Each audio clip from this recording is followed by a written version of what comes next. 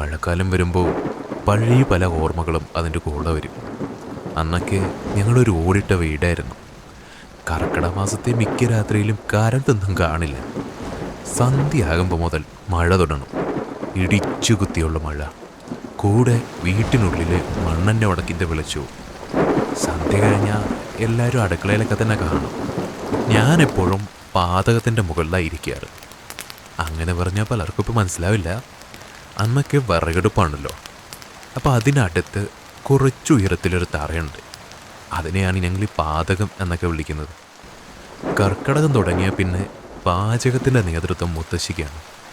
മൺകലത്തിൽ ചില പ്രത്യേകതരം ധാന്യങ്ങളും തൊടിയിലെ ചില പച്ചമരുന്നുകളും ഒക്കെ ഇട്ട് ഒരു പ്രത്യേക കഞ്ഞി.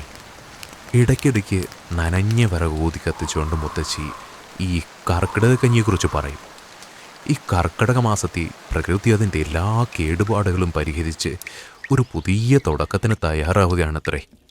അതേപോലെ തന്നെ നമ്മുടെ ശരീരവും എല്ലാ കേടുപാടും തീർക്കാൻ തയ്യാറെടുത്ത് നിൽക്കുമ്പോഴാണ് ഈ മരുന്ന് കഞ്ഞി കുടിക്കേണ്ടത്.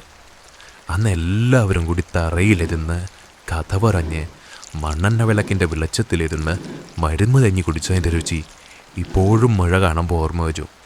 അപ്പോൾ അതേ രുചി അതേ ആരോഗ്യത്തോടെ നിങ്ങൾക്കും പങ്കുവെക്കണം തോന്നി. ആയുഷ് ക്ലബിൻ്റെ കർക്കിടക കഞ്ഞി ഓർമ്മകളിലേക്ക് മാത്രമല്ല, ആരോഗ്യത്തിലേക്കും കൂടിയുള്ള ഒരു മടക്കയാത്രയാണ്.